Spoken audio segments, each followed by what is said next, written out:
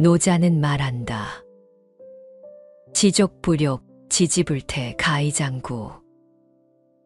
만족함을 알면 욕됨이 없고 멈춤을 알면 위태로움이 없으니 그렇게 만족함을 알고 살고 멈출 줄 알고 살면 오래오래 편안할 수 있다는 의미이다.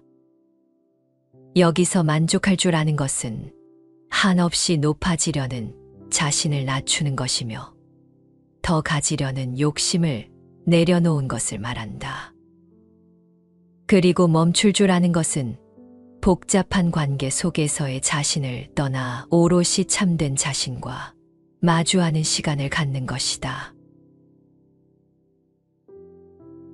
만족스러운 삶을 산다는 것은 누구나 쉽지 않은 일이다. 세상을 살아가면서 가장 어려운 일 중 하나가 만족하면서 사는 일일 것이다. 사람은 누구나 지금보다 더 나은 상태를 바란다. 거기에서 실패로 끝나면 좌절하고 성공하면 환호하게 된다. 사람은 자신이 하는 일에서 성공을 거두면 일의 속도를 높이고 점점 더 큰 포부를 가지게 된다. 이때 스스로 겸손하여 더 노력하고 실력을 쌓아간다면 더 큰 성장이 따라오겠지만 스스로에게 도취되어 자만하고 일을 크게 벌리고 욕심을 부린다면 그 결과는 불보듯 뻔하다. 그래서 노자는 자신의 능력과 한계가 어디인지 선을 모르고 자꾸 그 선을 넘으려고 시도하는 것을 경고하고 있다. 또한 노자는 나이가 들수록 욕심 앞에서 걸음을 멈추고 몸을 뒤로 물리는 게 지혜로운 처신이라 가르친다. 나이 50. 젊음의 윤기와 노년의 지혜가 공존하는 시기다. 어린 시절의 열정과 무궁한 환상은 아직 우리 안에 살아있는데 동시에 지난 날들로부터 얻은 깊은 통찰력과 경험도 또한 우리를 이끌어준다. 나이는 단순한 숫자가 아니라 우리의 내면 세계를 반영하며 지난 세월이 그려낸 삶의 명화와도 같다. 이제 우리는 새로운 장면을 그릴 차례다. 50에 서면서 삶의 방향을 다시 점검하고 미래의 모습을 상상해 본다. 이제는 자신의 꿈과 열망을 다시 한번 살펴보고 어떠한 길을 걷고 싶은지를 결정할 때다. 무엇보다도 이제는 자신을 위한 시간을 가져보려는 것이 중요하다. 급하게 뛰어올라야 할 필요는 없다. 50에 도달했을 때 지금까지의 삶을 회고해 볼 필요가 있다. 후회와 자부심이 공존할 것이다. 실패한 순간들도 있겠지만 그만큼 성취한 순간들도 더 많을 것이다. 지난 날들이 우리를 이끈 것처럼 앞으로의 날들도 우리의 선택과 노력에 달려 있다.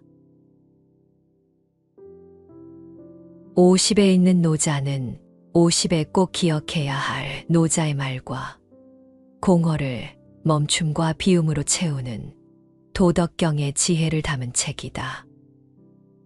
나는 지금 어디를 향해 가고 있는지, 지금부터는 어떻게 살아야 하는지 아직 답을 찾지 못했다면 앞으로의 충만한 날들을 위한 답을 함께 찾아보는 것이 어떨까? 곱게 물든 단풍은 봄꽃보다 아름답다.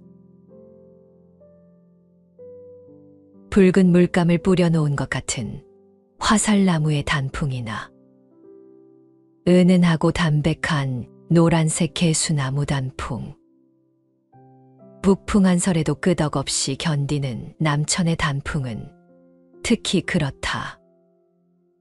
봄에 피는 매화나 산수유, 목련보다 단풍이 더 애틋하고 아름답다. 사람은 대체로 나이가 들며 부드러워진다. 세월이 그렇게 만든다. 바닷가 조약돌을 부드럽게 만드는 건 영겁의 세월 동안 밀려왔다 빠져나가는 파도다. 파도에 실려오는 세월의 힘이 조약돌을 부드럽게 만들듯 사람도 세월의 힘으로 유연해진다. 인생은 억지로 붙잡으려 한다고 붙잡을 수 있는 게 아니라 순리에 맡기는 게 가장 좋다는 걸 인생 전반전엔 깨닫지 못했다. 노자가 말한다. 도란 항구적으로 이름을 붙일 수 없다. 질박한 통나무처럼 작아 보이지만 천하에 이를 다스릴 신하는 없다.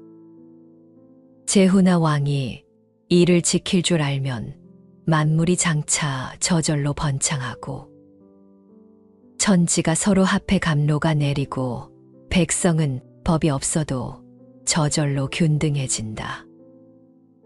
봄에는 꽃으로 피고 여름에는 청청한 푸른 잎을 휘날리다가 가을이 되면 단풍으로 물들고 겨울에는 자신을 내려놓고 떠날 준비를 하는 게 자연스러운 삶의 도다. 단풍들 시절에 봄꽃을 시샘한다고 청춘으로 돌아갈 수 있는 것도 아니고 행여 단풍이 떨어질까 두려워 억지로 부여잡는다고 오는 세월을 막을 수 있는 것도 아니다. 자연의 이치에 순응하며 살면 내면은 성숙해지고 인간관계는 부드럽고 원만해진다. 천지가 서로 합해 감로가 내리고 백성은 법이 없어도 저절로 균등해진다라는 구절에는 그런 의미가 담겨 있다. 언어의 힘은 채찍보다 강하다. 바벨탑을 높이 쌓아 신의 영역에 도달하려는 인간의 무모한 욕망을 좌절시키고자 신이 동원한 수단은 채찍이 아니라 언어의 교란이었다. 이렇게 말은 무척 중요하지만 일상생활에선 말 때문에 화를 입는 경우가 적지 않다. 노자는 말한다. 하늘과 땅 사이는 마치 풀무와 같다. 비어있으나 다함이 없고 움직일수록 더욱 더 많은 것을 생성시킨다. 말이 많으면 처지가 궁색해진다. 마음속에 담고 있는 것만 못하다. 공자가 자신의 저서를 주나라의 도서관에 보관하기 위해 그곳에서 사서로 근무하던 노자를 찾아갔다. 처음에 거절한 노자는 공자가 워낙 강하게 부탁하자 먼저 책의 내용을 설명해 보라고 한다. 공자는 자신의 저서 12권을 책상 위에 펼쳐놓고 주저리 설명해 나갔다. 그러자 노자는 말했다. 너무 번잡하니 요점만 말하시오. 내공이 얕으면 말이 번잡해진다. 사물의 핵심을 꿰뚫어 보는 통찰력을 갖추려면 간결하고 담백한 언어 습관을 갖춰야 한다. 존재가 편해지기 위해선 집이 단출해야 하듯 인간관계를 편하게 하기 위해선 사용하는 말이 쉽고 간단해야 한다. 말을 많이 하다 보면 뜻하지 않은 실언으로 이어지는 경우가 생긴다. 책 한 권 읽은 사람이 가장 무섭다라는 말처럼 자신의 생각에 확증 편향을 가지고 강하게 주장하는 사람보다 나는 아는 게 아무것도 없다며 겸손한 태도로 상대의 말에 귀 기울이는 게 더 좋은 습관이다. 사용하는 언어에서 매화 향기처럼 은은한 향기가 나는 사람이라야 진실된 사람으로 인정받을 수 있다. 몸이 구부정하면 그림자도 구부정하듯 사용하는 말이 곧지 못하면 사람의 됨됨이도 곧지 않게 된다. 굽이길 인생, 성패에 연연하지 말라. 노자는 말한다. 돈은 선한 사람의 보배요. 선하지 않은 사람의 피난처다. 사람이 선하지 않다 해도 어찌 버릴 게 있겠는가. 선하지 못한 사람에게서도 배울 게 있듯 실패를 통해서도 인생의 교훈을 얻을 수 있다. 어쩌면 실패를 통해 얻는 교훈이 더 값진 것인지도 모른다. 원효는 2가지 실패로 득도했다. 첫 번째 실패는 당나라 유학길에서의 해골바가지 사건이다. 의상대사와 함께 유학길에 오른 원효는 어느 움집에서 잠을 청했는데 자다가 목이 말라 옆에 있는 바가지에 물을 벌컥벌컥 마셨다. 그런데 아침에 깨어보니 그 바가지는 해골이었고 원효는 먹은 음식을 전부 토해냈다. 사물을 제대로 식별하지 못한 실패의 경험을 통해 원효는 일체유심조의 진리를 깨우쳤다. 2번째 실패는 너구리와 관련이 있다. 어느 날 원효는 평소 가까이 지내던 대안 스님을 찾았다. 마침 스님은 굴 속에서 너구리 새끼를 안고 있었다. 어미를 잃은 너구리 새끼들을 거두고자 동굴 속으로 데려왔던 것이다.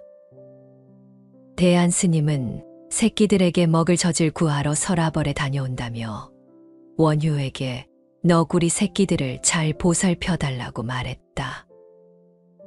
원효는 정성껏 새끼들을 돌봤지만 배가 너무 고팠던 나머지 새끼 한 마리가 죽고 말았다. 원효는 죽은 너구리 새끼를 안고 아미타경을 외웠다. 그때 마침 대안 스님이 돌아와 그 광경을 보고 원효에게 물었다. 무엇을 하시는 게요? 너구리 새끼 한 마리가 죽어 극락왕생을 기원하는 연부를 외고 있었습니다. 그러자 대안 스님이 말했다. 죽은 새끼가 그 소리를 어찌 알아듣겠습니까? 새끼들이 알아듣는 소리가 어떤 것인지 알려드리겠습니다. 대안 스님은 살아있는 너구리 새끼에게 구해온 젖을 먹이며 말했다. 이게 바로 너구리가 알아듣는 경입니다. 원효는 부끄러움에 고개를 숙였다. 원효는 그러한 열패감을 자양분으로 삼아 수행에 정진했고 마침내 한국을 대표하는 고승이 되었다. 실패했다고 여기는 일들에도 성공의 씨앗이 자라고 있고 성공했다고 여기는 일들에도 실패의 그림자가 깃들어 있다. 성공과 실패는 상대적인 것이고 그것을 어떻게 평가하느냐는 내 마음에 달렸다. 굳이 어두운 면을 어둡게 채색할 필요가 있을까? 노년의 삶을 견디는 가장 좋은 방법은 비우는 것이다. 그래야 연꽃처럼 꺾이지 않는다. 하루에 하나씩 비우자는 비움에 결심이 없다면 노년은 외로워 죽고 고독해 죽는다. 넘치는 욕망을 비우지 못하면 절대 고독과 소외를 느끼고 결국 죽음에 이르게 하는 병이 된다.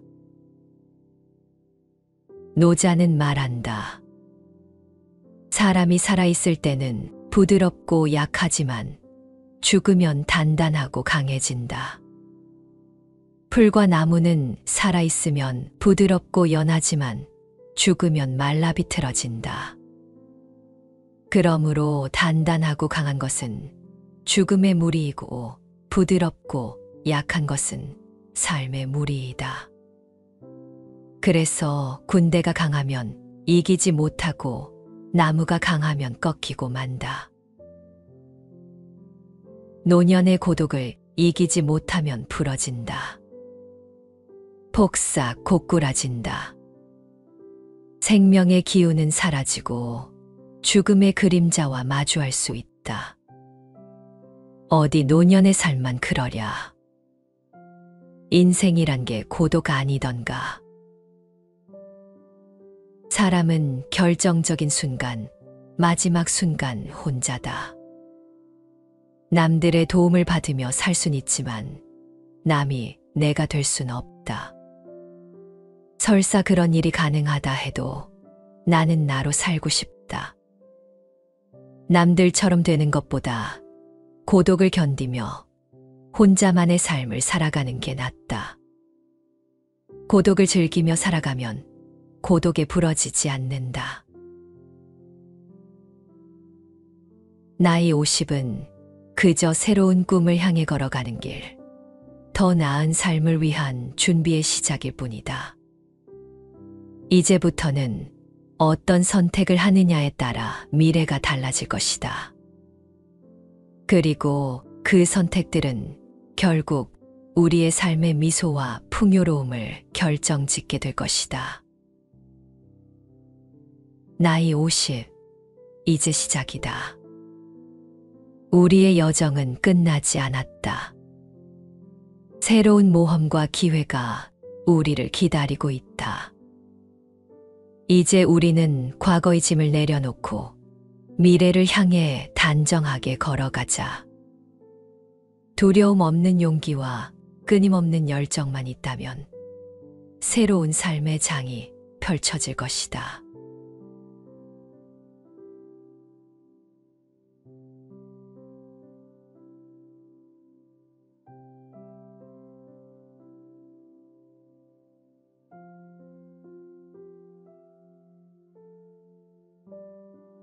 노자는 말한다.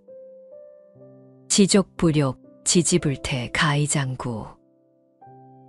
만족함을 알면 욕됨이 없고 멈춤을 알면 위태로움이 없으니 그렇게 만족함을 알고 살고 멈출 줄 알고 살면 오래오래 편안할 수 있다는 의미이다.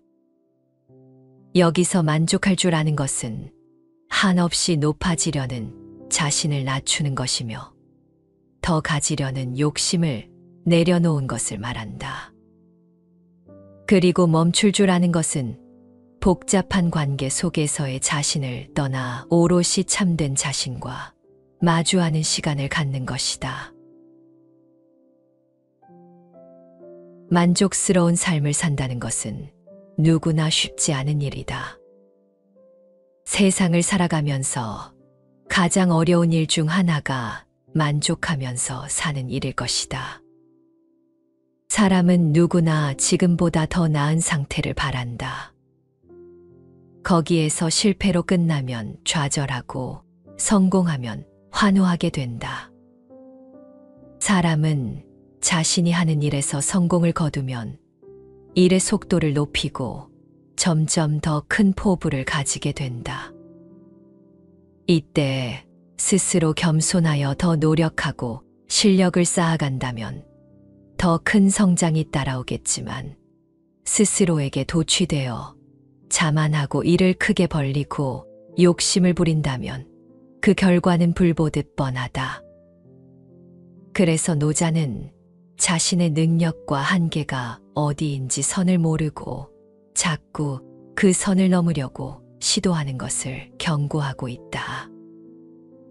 또한 노자는 나이가 들수록 욕심 앞에서 걸음을 멈추고 몸을 뒤로 물리는 게 지혜로운 처신이라 가르친다. 나이 50. 젊음의 윤기와 노년의 지혜가 공존하는 시기다. 어린 시절의 열정과 무궁한 환상은 아직 우리 안에 살아있는데 동시에 지난 날들로부터 얻은 깊은 통찰력과 경험도 또한 우리를 이끌어준다. 나이는 단순한 숫자가 아니라 우리의 내면 세계를 반영하며 지난 세월이 그려낸 삶의 명화와도 같다. 이제 우리는 새로운 장면을 그릴 차례다. 50에 서면서 삶의 방향을 다시 점검하고 미래의 모습을 상상해 본다. 이제는 자신의 꿈과 열망을 다시 한번 살펴보고 어떠한 길을 걷고 싶은지를 결정할 때다. 무엇보다도 이제는 자신을 위한 시간을 가져보려는 것이 중요하다. 급하게 뛰어올라야 할 필요는 없다. 50에 도달했을 때 지금까지의 삶을 회고해 볼 필요가 있다. 후회와 자부심이 공존할 것이다. 실패한 순간들도 있겠지만 그만큼 성취한 순간들도 더 많을 것이다. 지난 날들이 우리를 이끈 것처럼 앞으로의 날들도 우리의 선택과 노력에 달려 있다. 50에 있는 노자는 50에 꼭 기억해야 할 노자의 말과 공허를 멈춤과 비움으로 채우는 도덕경의 지혜를 담은 책이다. 나는 지금 어디를 향해 가고 있는지, 지금부터는 어떻게 살아야 하는지 아직 답을 찾지 못했다면 앞으로의 충만한 날들을 위한 답을 함께 찾아보는 것이 어떨까? 곱게 물든 단풍은 봄꽃보다 아름답다. 붉은 물감을 뿌려놓은 것 같은 화살나무의 단풍이나 은은하고 담백한 노란색 개수나무 단풍, 북풍한 설에도 끄덕없이 견디는 남천의 단풍은 특히 그렇다. 봄에 피는 매화나 산수유, 목련보다 단풍이 더 애틋하고 아름답다. 사람은 대체로 나이가 들며 부드러워진다. 세월이 그렇게 만든다. 바닷가 조약돌을 부드럽게 만드는 건 영겁의 세월 동안 밀려왔다 빠져나가는 파도다. 파도에 실려오는 세월의 힘이 조약돌을 부드럽게 만들듯 사람도 세월의 힘으로 유연해진다. 인생은 억지로 붙잡으려 한다고 붙잡을 수 있는 게 아니라 순리에 맡기는 게 가장 좋다는 걸 인생 전반전엔 깨닫지 못했다. 노자가 말한다. 도란 항구적으로 이름을 붙일 수 없다. 질박한 통나무처럼 작아 보이지만 천하에 이를 다스릴 신하는 없다. 제후나 왕이 이를 지킬 줄 알면 만물이 장차 저절로 번창하고 천지가 서로 합해 감로가 내리고 백성은 법이 없어도 저절로 균등해진다. 봄에는 꽃으로 피고 여름에는 청청한 푸른 잎을 휘날리다가 가을이 되면 단풍으로 물들고 겨울에는 자신을 내려놓고 떠날 준비를 하는 게 자연스러운 삶의 도다. 단풍들 시절에 봄꽃을 시샘한다고 청춘으로 돌아갈 수 있는 것도 아니고 행여 단풍이 떨어질까 두려워 억지로 부여잡는다고 오는 세월을 막을 수 있는 것도 아니다. 자연의 이치에 순응하며 살면 내면은 성숙해지고 인간관계는 부드럽고 원만해진다. 천지가 서로 합해 감로가 내리고 백성은 법이 없어도 저절로 균등해진다라는 구절에는 그런 의미가 담겨 있다. 언어의 힘은 채찍보다 강하다. 바벨탑을 높이 쌓아 신의 영역에 도달하려는 인간의 무모한 욕망을 좌절시키고자 신이 동원한 수단은 채찍이 아니라 언어의 교란이었다. 이렇게 말은 무척 중요하지만 일상생활에선 말 때문에 화를 입는 경우가 적지 않다. 노자는 말한다. 하늘과 땅 사이는 마치 풀무와 같다. 비어있으나 다함이 없고 움직일수록 더욱 더 많은 것을 생성시킨다. 말이 많으면 처지가 궁색해진다. 마음속에 담고 있는 것만 못하다. 공자가 자신의 저서를 주나라의 도서관에 보관하기 위해 그곳에서 사서로 근무하던 노자를 찾아갔다. 처음에 거절한 노자는 공자가 워낙 강하게 부탁하자 먼저 책의 내용을 설명해 보라고 한다. 공자는 자신의 저서 12권을 책상 위에 펼쳐놓고 주저리 설명해 나갔다. 그러자 노자는 말했다. 너무 번잡하니 요점만 말하시오. 내공이 얕으면 말이 번잡해진다. 사물의 핵심을 꿰뚫어 보는 통찰력을 갖추려면 간결하고 담백한 언어 습관을 갖춰야 한다. 존재가 편해지기 위해선 집이 단출해야 하듯 인간관계를 편하게 하기 위해선 사용하는 말이 쉽고 간단해야 한다. 말을 많이 하다 보면 뜻하지 않은 실언으로 이어지는 경우가 생긴다. 책 한 권 읽은 사람이 가장 무섭다라는 말처럼 자신의 생각에 확증 편향을 가지고 강하게 주장하는 사람보다 나는 아는 게 아무것도 없다며 겸손한 태도로 상대의 말에 귀 기울이는 게 더 좋은 습관이다. 사용하는 언어에서 매화 향기처럼 은은한 향기가 나는 사람이라야 진실된 사람으로 인정받을 수 있다. 몸이 구부정하면 그림자도 구부정하듯 사용하는 말이 곧지 못하면 사람의 됨됨이도 곧지 않게 된다. 굽이길 인생, 성패에 연연하지 말라. 노자는 말한다. 돈은 선한 사람의 보배요. 선하지 않은 사람의 피난처다. 사람이 선하지 않다 해도 어찌 버릴 게 있겠는가.